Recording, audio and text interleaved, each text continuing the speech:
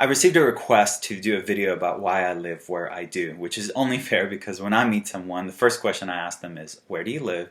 And why do you live where you do? And it surprises me how rarely someone answers, because I love it here. They more often answer, well, I don't know, this is just where the job was, or I've always been here, which I don't understand why where you've been for the last 20, 30, 40 years, what that has to do with where you can be tomorrow.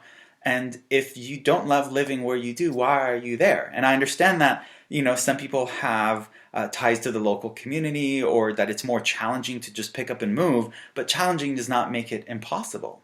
When I moved to Hawaii, people used to say, oh, you're so lucky you live in Hawaii. But Hawaii, luck had nothing to do with it. I planned my life. I took the necessary steps to make that transition possible. And no, it wasn't overnight. I had to sell everything I own, because you don't want to ship anything from the mainland to the island.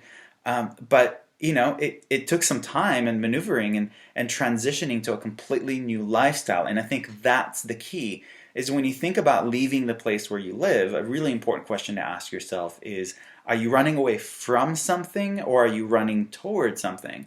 Because if you're running away from your problems, let me tell you, the problems are always going to outrun you. Your happiness has nothing to do with your zip code. But if you have a clear idea of the kind of life that you want to lead, then find a place that accommodates that. And at the time when I moved to Hawaii, I wanted to get around town on a bicycle all year round, weather permitting, and I wanted to be able to play beach volleyball all year round, and tennis all hours of the day or night. And I was living in Seattle at the time, which is still, in my opinion, the greatest city in the world. But it didn't accommodate that kind of lifestyle 10 months out of the year, if they got the 2 months of summer that you spent all year crossing your fingers hoping you would get. And so when I first moved to Seattle, that was fantastic. It really opened up my mind, my heart, and the possibilities of outdoor activities and hiking and being just in nature more. But I wanted more of it, and I'm not a huge fan of cold weather. And so how can I get that year round? Hawaii made sense. So I moved to a new place. Even though I still think Seattle is the greatest city in the world, I moved to a better place that better accommodated the kind of life I wanted to lead. Fast forward about a decade later, and I needed to be somewhere where it's not so cost prohibitive to travel, because I was doing the book tour, I'm working with the correctional facilities and high schools, and it just didn't make sense for me to travel back and forth from Hawaii to wherever I needed to be. I needed to be on the mainland, and when you think about mainland, you think about warm, you're either in Florida, which is the last place in the world I want to be, no offense to you Floridians, or California. And California is great, and it was local and central, and I'm familiar with Northern California. It's where I went to high school, but I wasn't with Southern California, so I tried to make that work.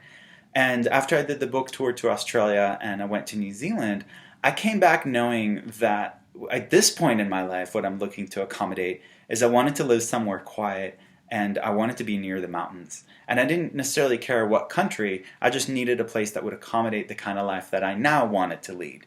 And we have this flexibility of being able to go wherever we want and trust that the universe will then provide, because happiness does not come from a zip code. It doesn't come from outside of us.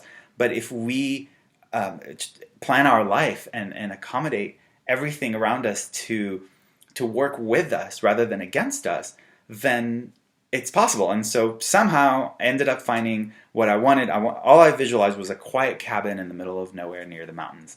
And a friend of a friend of a friend knew someone who had a cabin in the East Sierras for rent that I could move into right away. So I came here and I checked it out, and I fell in love with it. My only prerequisite for work purposes, for us to be able to do these video chats, was that it have good internet access. And that's pretty much available anywhere. And I'm right by Mount Whitney. I'm in this most beautiful part of the East Sierras that I love. And I will continue to be here until the kind of life I want to lead can be better accommodated somewhere else. And so I think that's the question, or the answer to the question, why do I live where I do? It's because this space at this point of time in my life best accommodates the kind of life that I want to lead. And the question I want to leave for you is, why do you live where you do? And if you don't want to be there, why are you there?